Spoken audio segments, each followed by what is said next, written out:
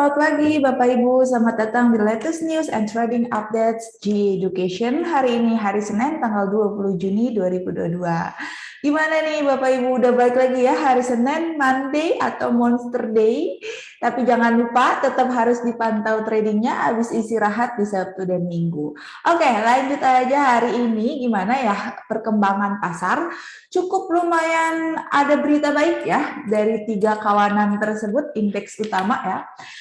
Kita lanjut aja langsung. Wall Street bervariasi pada penutupan perdagangan akhir pekan Jumat kemarin ya. Tetapi sebenarnya kalau dari tren besarnya masih mengalami penurunan persentase mingguan terbesar dalam 2 tahun terakhir ini, karena kita ketahui juga ya resesinya mungkin makin besar. Terus mungkin kalau Bapak Ibu nonton TikTok kita gitu ya, saya udah jelasin juga kalau misalnya ada beberapa bank-bank lain yang mau ikutan nih ya, ikutan seperti The Fed untuk menaikkan suku bunga. Jadi kemungkinan emang ekonomi mulai mengalami penurunan di tahun-tahun ini. Nah, ngomongin indeks Dow Jones gitu ya, tadi malam dia doang nih yang turun ya, sekitar tipis tapi ya 0,13%. Walaupun di awal perdagangan sempat naik, tapi ternyata ditutup di 0,13%. Tapi kedua temannya S&P 500 dan Nasdaq gitu ya berakhir hijau atau berakhir positif, di mana S&P 500 naik sekitar 0,22%. Dan Nasdaq nih yang paling tinggi naik 1,43%. Nah, kenaikan ini dipimpin oleh sektor komunikasi dan konsumen non-primer yang masing-masing naik 1,31%-an pada sesi tersebut atau pada Jumat tersebut. Keduanya termasuk yang berkinerja buruk padahal dari 11 sektor besar di tahun ini. Jadi di antara semuanya yang naik seperti perbankan, terus habis energi, tapi ternyata komunikasi kemarinnya sama konsumen non primer yang biasanya jelek gitu ya, jadi tiba-tiba naik. Oke, lanjut aja ke indeks perjangkanya. Tadi pagi dibuka tipis ya untuk Dow Jones, mengalami penurunan di 0,25%. S&P gitu ya, trader pada pas semua take profit dong ya pagi-pagi 0,15%. Nasdaq 0,10%, Russell 2000 0,23%, Nike yang lumayan ya turunnya ya 1,38%, Euro Stoxx 0,56%, DAX 0,39%, dan VIX ya. Biasanya dia yang paling kebalik nih ya. Semuanya turun, dia naik di 3,71%. Nah, langsung aja hari ini gimana ya kira-kira? Oke, langsung aja hari ini bisa untuk trading swing ya, atau day trading untuk General Motors Company. Kalau kita lihat sebenarnya trennya masih turun, cukup turunnya panjang ya, tapi ini ada kemungkinan untuk mengalami kenaikan. Kalau kita lihat dari sisi stokastiknya sudah ada di oversold, jadi kemungkinan bisa naik tipis-tipis lah ya untuk dapat cuan di pasar saham, bisa milih GM, karena kalau kita lihat di sini sudah ada spinning top, dimana kalau Bapak Ibu ingat spinning top itu adalah reversal candle. Tapi tetap perhatikan malam ini apakah hasilnya positif hijau atau merah. Kalau positif hijau masih bisa rally ke area resisten yang udah saya bikin, yaitu di 34 sampai di 35 US dollar. Oke, itu untuk pasar saham. Sekarang balik lagi kita ke pasar komoditas. Ngomongin komoditas pasti ada dua ya yang selalu sering kita omongin, ada gold sama ada oil. Tapi kita ngomongin gold dulu. Harga emas sideways nih ya, mendatar Senin ini setelah tersungkur di sesi sebelumnya. Sebelumnya pada turun ya. Ini karena logam kuning yang dibanderol dengan greenback atau digunakan menggunakan dolar gitu ya, kurang menarik bagi pembeli luar negeri. Kenapa sih? Saya udah mention juga ya, kalau investor Amerika kemarin mungkin lebih suka untuk masuk ke US Treasury. Karena pertama gitu ya, setelah dia mendapatkan keuntungan capital gain dari pembelian Treasury-nya, yang kedua dia akan mendapatkan bunga. Nah, yang kalau kita compare ke gold gitu ya, kalau gold ini kan cuma ada capital gain aja atau harga kenaikan, nggak ada bunganya. Nah, ini yang menyebabkan juga para investor memilih ke yang lebih menguntungkan, capital gain plus juga bunga. Ditambah lagi para investor di luar negeri itu untuk membeli gold ini rada-rada kayak kemahalan deh, karena dolar juga beberapa hari ini mengalami kenaikan yang cukup signifikan ya, all time high-nya di tahun ini gitu ya, makanya gold juga mengalami penurunan permintaan. Lanjut juga kalau kita ngomongin harganya gitu ya. Kalau di pasar spot ini gitu ya, seharga 1.839 per ounce-nya gitu ya. Tapi kalau ngomongin saham emas berjangka Amerika Serikat itu posisinya mendatar di 1.840 per ounce-nya. Produksi pabrik AS secara terduga menyusut nih pada Mei. Ada tanda terbaru dari aktivitas ekonomi yang meningin karena Federal Reserve secara agresif memperketat kebijakan moneter untuk menjinakkan inflasinya. Itu kabar dari gold. Sekarang kita ngomongin tentang oil. Oil gimana sih? Melonjak ya, Bapak-bapak, Ibu-ibu. Harga minyak melonjak 6% ke level terendah gitu ya. Di mana kemarin udah sempat naik gitu ya. Mungkin nanti kita langsung lihat aja ya gimana perkembangan oil gitu ya di beberapa belakangan ini gitu ya. Terus juga ya dengan The Fed memperkirakan akan terus menaikkan suku bunga, open interest di WTI berjangka di New York Mercantile Exchange itu turun pada Kamis kemarin dan jadi menyebabkan juga hari Jumat itu mengalami penurunan. Bensin dan solar Amerika juga turun nih lebih dari 4% di tengah kekhawatiran terhadap permintaan. Nah, kalau kita ngomongin harganya ya, karena dolar juga tinggi, jadi sebenarnya ini tersebabkan karena dolar gitu ya, membuat juga minyak lebih mahal.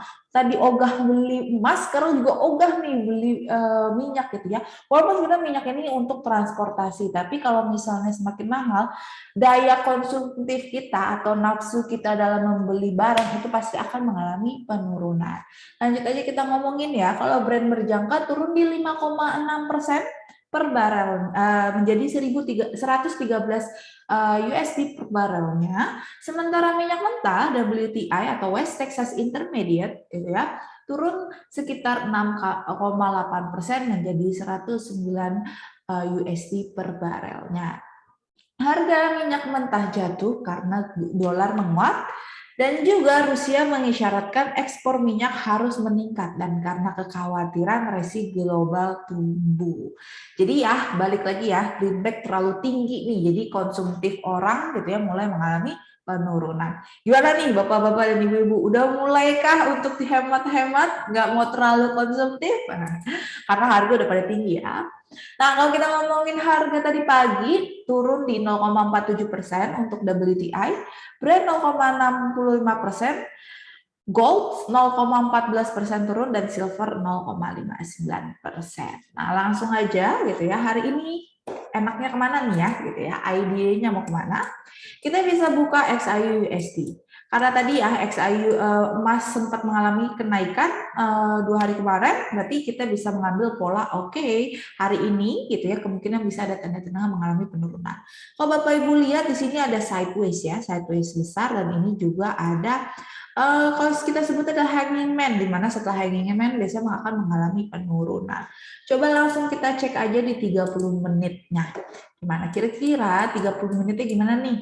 Nah, kalau Bapak Ibu ketika membuka ini gitu ya di waktu yang sama, kemungkinan masih bisa untuk membeli buy.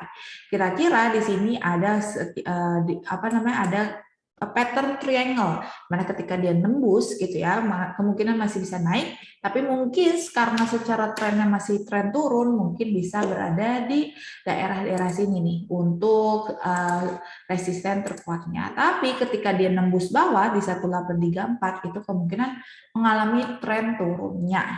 Oke, jadi tapi kalau secara tren ini biasanya masih mengalami penurunan. Kita lihat nanti aja gitu ya Bapak Ibu, pastikan lagi atau make sure lagi apakah dia nembus atas, apakah nembus bawah. Kalau dia nembus atas, berarti kita bisa assume this chart gitu ya, atau XAU USD ini akan mengalami kenaikan. Tapi kalau ke bawah, kita bisa siap-siap untuk ambil posisi short sell untuk SLU USD. Oke, next ngomongin forex kita skip lah ya. Kita tahu kalau mata uang USD masih mengalami kenaikan. Nah, kalau kita lihat tadi pagi USD ini sempat melemah terhadap Jepang, Euro, Kanadian, dan Swiss franc. Tapi sempat menguat terhadap New Zealand, Australian dollar, dan pound sterling.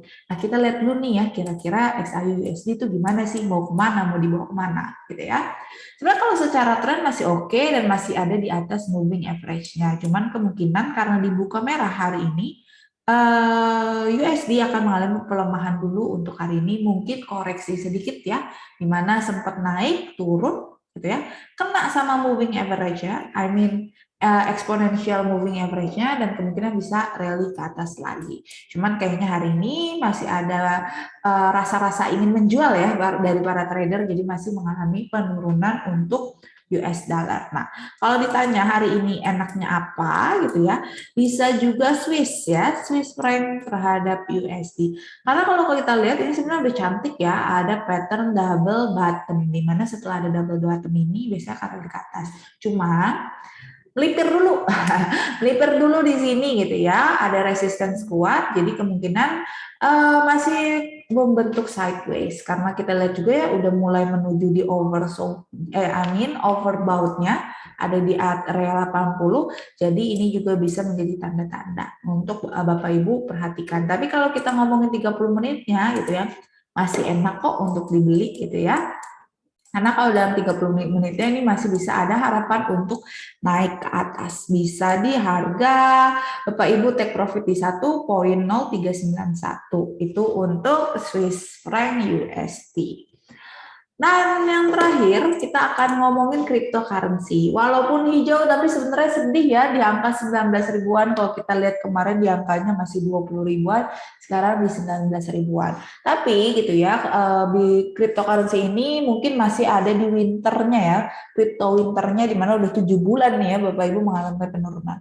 Tapi tenang aja, karena kita juga bisa menggunakan dua ya, bisa naik, bisa beli turun juga gitu. Tapi secara general, cryptocurrency ini masih mengalami sideways yang seperti saya bilangkan. Dan juga sebenarnya tadi malam gitu ya, hari Minggu, Elon Musk tuh nge-tweet gitu ya, kalau dia masih mensupport Doge gitu atau Dogecoin gitu ya. Jadi ini membuat harapan kembali para investor dan trader cryptocurrency untuk masih bisa bertahan di di tengah winter season ini untuk cryptocurrency. Oke, next terakhir ada event kalender ekonomi apa? Hari ini nggak terlalu banyak ya, Bapak Ibu. Nggak ada yang important, jadi nggak saya bilang, nggak saya berikan informasi. Mungkin Bapak Ibu bisa iseng-iseng kalau misalnya kepo gitu ya, bisa langsung buka Forex Factory atau investing.com untuk melihat event ekonomi apa hari ini. Tapi kalau kita lihat ya, di sini nggak ada yang warna merah, jadi saya hari ini skip untuk membacakan kalender ekonominya hari ini. Oke, ini saja hari ini untuk beritanya. Bapak Ibu yang ada pertanyaan bisa langsung tulis atau chat di GE Community, dan jangan lupa follow sosial media kita di GE Education untuk Facebooknya, Instagramnya @GE Education, dan YouTube channel kita di GE Education Indonesia. Plus jangan lupa subscribe, like, komen, dan aktifkan loncengnya ya Bapak Ibu ya. Oke, demikian untuk hari ini. Saya izin pamit. Jika Bapak Ibu tadi ada pertanyaan, bisa ke GE Community. Selamat siang dan selamat beraktivitas, Bapak dan Ibu.